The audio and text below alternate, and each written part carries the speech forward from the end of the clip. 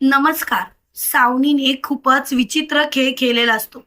तिने मुक्ताच्या जीवाची पर्वा न करता तिचा जीव घेण्याचा प्रयत्न केलेला असतो. पण शेवटी सागरचं प्रेम जिंकलेलंच असतं आणि सागरने मुक्ताला त्या पाण्याच्या टाकीमधून बाहेर काढलेलं असतं. मुक्ताला श्वास घ्यायला खूपच त्रास होत असतो. इकडे लग्न चालू असतं. त्या लग्नात लकी अनुजाला घेऊन आलेला असतो आणि अनुजा मोठ्याने ओरडते, अभिषेक थांब, तुला हे लग्न करायची गरज नाही. तेव्हा मात्र सावनी पुढे होते आणि ती अनुजाला म्हणते, अनुजा अगं काय बोलतेस तू. तेव्हा अनुजा स्वतः सावनीचा थोबाड फोडते आणि सावनीला जोरात ढकलते. त्याच वेळेला अनुजा पुढे होते आणि ती अभिषेकच्या सणसणीत कानाखाली देत अभिषेकला म्हणते, अभिषेक बस कर नाटकं. अरे किती खालच्या थराला जाऊन वागणार आहेस तू. अभिषेक, अरे स्वतःचं लग्न झालं असताना सुद्धा एका दुसऱ्या मुलीला फसवतोयस, तिचं आयुष्य बर्बाद करतोयस, तिच्या आयुष्याची माती करतोयस. अभिषेक, हे वागणं तुझं योग्य नाही. जरा स्वतःच्या मनाला विचार, तू काय करतोयस ते. अरे त्या मुक्ता मॅडमने तुझ्या एकदा कानाखाली काय खिचली होती, तर तू त्याचा बदला घेण्यासाठी त्या सागर कोळी यांच्या बहिणीच्या गळ्यात मंगळसूत्र घालणार आहेस का. अरे नको ना, त्या मुलीचं आयुष्य बर्बाद करू नकोस. तेव्हा मात्र कोमल म्हणते, अनुजा हो काय बोलताय तुम्ही. अहो आमचं लग्न होतंय आणि तुम्ही अशा मध्ये का बोलताय. तेव्हा अनुजा बोलते, तू गप्पा बस. तुला माहिती तरी आहे का मी कोण आहे ते. मी अनुजा अभिषेक केणे आहे, अभिषेकची लग्नाची बायको. आणि ती स्वतःच्या गळ्यातील मंगळसूत्र सुद्धा कोमलला दाखवते. तेव्हा मात्र कोमलला चक्कर येते. त्याच वेळेला इंद्रा मध्ये पडते आणि इंद्रा बोलते, काय झालं. अगं तुला कळतंय का तू काय बोलतेस ते. का माझ्या पोरीच्या आयुष्यात लुडबुड करतेस. अगं नको ना असं करू, जा ना आमच्या आयुष्यातून बाई. तेव्हा मात्र अनुजा बोलते, एक मिनिट काकू, तुम्ही समजून घ्या. खरं तर त्याच दिवशी मी तुम्हाला सर्व सत्य सांगायला पाहिजे होतं, पण त्या दिवशी मात्र मी स्वतःवरती कंट्रोल ठेवला, जेणेकरून माझ्या नवऱ्याचा आणि या सावनीचा प्लॅन यशस्वी व्हायला पाहिजे म्हणून. पण आता मात्र बस झालं. त्याच वेळेला अभिषेक म्हणतो, हिच्यावरती विश्वास ठेवू नका, ही अशीच आहे. मुळात हिला माझं लग्न झालेलंच आवडत नाही, म्हणून तर ही असा प्रयत्न करते. तेव्हा मात्र सागर मुक्ताला घेऊन येत असतो आणि तो म्हणतो, हो का अभिषेक, स्वतःची बायको तुझ्या विरोधात असे कटकारस्थानं करते का. तेव्हा मात्र मुक्ताकडे सर्वांचं लक्ष जातं. त्याच वेळेला इंद्रा धावत धावत मुक्ताजवळ जाते आणि मुक्ताला म्हणते, मुक्ता अगं काय झालं. तेव्हा मात्र सागर म्हणतो, काही नाही गाई, आता तू बघ काय झालंय ते. आणि सागर सावनीच्या जवळ जाऊन तिच्या सणसणीत थोबाडीत मारतो. सावनीला म्हणतो, सावनी मला तुमच्याकडून ही अपेक्षा नव्हती. सावनी तुम्ही असं का वागलात, मला स्पष्टीकरण पाहिजे सावनी. सावनी आता तू पोलिसांच्या ताब्यात तर जाणारच, पण त्याआधी मी तुझी अशी दयनीय अवस्था करणार की तू बघतच राहशील. आणि स्वतः चापकाने सागर सावनीला फोडून काढतो. तेव्हा सावनी मोठ्याने बोलते, हो मीच या मुक्ताला टाकीत ढकललं, जेणेकरून या मुक्ताला कायमचं मरण यावं, जेणेकरून ही मुक्ता कायमची ढगात जावी आणि सागर परत एकदा माझा व्हावा. तेव्हा मुक्ता म्हणते, लाज नाही वाटत तुला. अगं जेव्हा सागर सोबत तुझं लग्न झालं होतं तेव्हा तुला त्या हर्षवर्धन सोबत जायचं होतं आणि आता तुला सागर परत पाहिजेत का. तर सागर स्मार्ट आहे, त्यांच्याकडे पैसा आहे आणि तुला पैसा उडवायचा असतो, बरोबर ना सावनी. पण एक गोष्ट लक्षात ठेव, देव सुद्धा बघत असतो आणि तो एक ना एक दिवस न्याय करतोच. आणि आता मात्र तुझे दिवस भरलेत सावनी.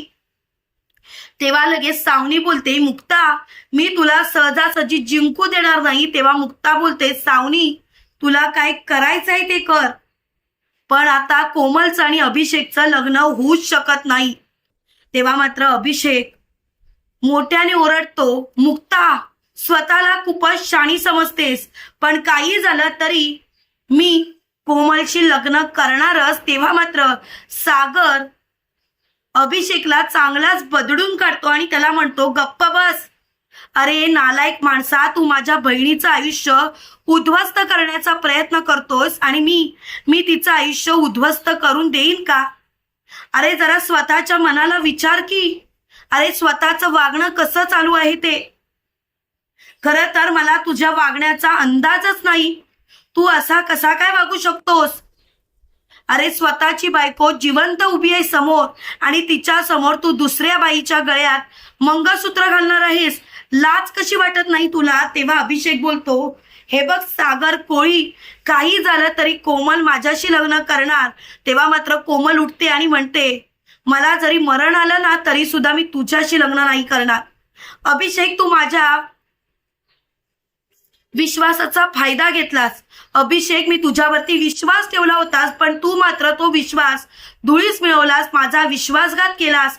तुझं लग्न झालेलं असताना सुद्धा तू माझ्याशी लग्न करण्याचा प्रयत्न करत होतास. यासाठी मी तुला कठोरातली कठोर शिक्षा करणार.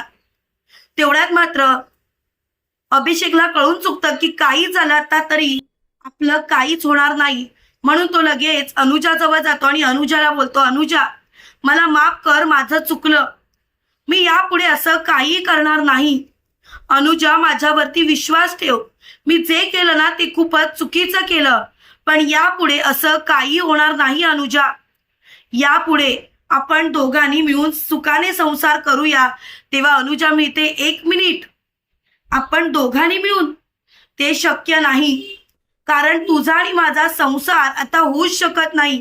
कारण अभिषेक, मी तुला सोडायचा निर्णय घेतलाय आणि कायमचं हे शहर सोडून जाण्याचा निर्णय घेतलाय. तेव्हा मात्र अभिषेक खूपच घाबरतो आणि अभिषेक म्हणतो, तू काय बोलतीयस? कळतंय का तुला? तेव्हा अनुजा बोलते, हो मला कळतंय. मान्य आहे, तू सावनीच्या सांगण्यावरून या मुलीशी लग्न करायला तयार झालास, पण जेव्हा मी अडचणीत आहे तेव्हा मात्र तू त्यांना सांगितलंस की तिचं काय करायचंय ते करा, मला काही फरक पडत नाही. तेव्हाच मला कळून चुकलं की तू माझ्या लायकीचा नाहीस. आता मात्र बस झालं. आता काही झालं तरी मी तुम्हाला सोडणार नाही. आणि ती स्वतःच्या गळ्यातलं मंगळसूत्र काढून देत अभिषेकला म्हणते, अभिषेक, आता तुला हे मंगळसूत्र कोणाच्या गळ्यात घालायचं आहे त्याच्या गळ्यात घाल, पण मी मात्र आता तुझी बायको कधीच नसणार. तेव्हा अभिषेक म्हणतो, अनुजा तू असं नाही करू शकत, तू मला सोडून नाही जाऊ शकत. तेव्हा अनुजा बोलते, अरे तुझी बायको जिवंत असताना सुद्धा तू दुसऱ्या मुलीशी लग्न करणार, तुला हळद लावली, तुझी उष्टी हळद त्या मुलीला लावली, एवढं सगळं मनाने धाडस केलं, पण जेव्हा मला तुझी गरज होती ना तेव्हा तू माझ्या मदतीला उभा राहिलास नाही आणि तिथे सर्व संपलं. त्यामुळे तुझा आणि माझा संबंध कायमचा संपला. यापुढे मी तुझ्यासोबत कधीच कोणत्याच गोष्टीमध्ये सहभागी होणार नाही. काही झालं तरी मी तुला माफ करणार नाही आणि आत्ताच्या आता तू चालतं पडायचंस, माझ्या समोर तू उभं राहायचं नाहीस. तेव्हा मात्र चांगलाच धक्का अभिषेकला बसलेला असतो. त्याच वेळेला अभिषेक अनुजाचे पाय धरतो आणि अनुजाला बोलतो, अनुजा शेवटची संधी दे, मी तुझ्याकडे शेवटची संधी मागतोय अनुजा, परत मी तुझ्याकडे काही मागणार नाही.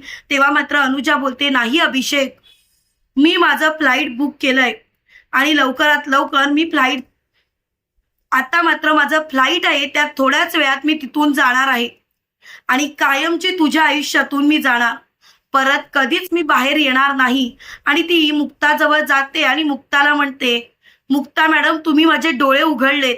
आजपर्यंत ज्या नवऱ्यावरती मनापासून प्रेम केलं, ज्या नवऱ्यावरती कायमचा विश्वास ठेवला, त्याच नवऱ्याने माझा विश्वासघात केला. प्रत्येक वेळेला त्या नवऱ्याने माझी फक्त आणि फक्त जिथे गरज होती तेवढाच उपयोग करून घेतला, पण आता मात्र बस झालं. आता मी थकले. आता मी या माणसापासून कायमच्या दूर जाणार आणि परत कधीच पाठी फिरून येणार नाही.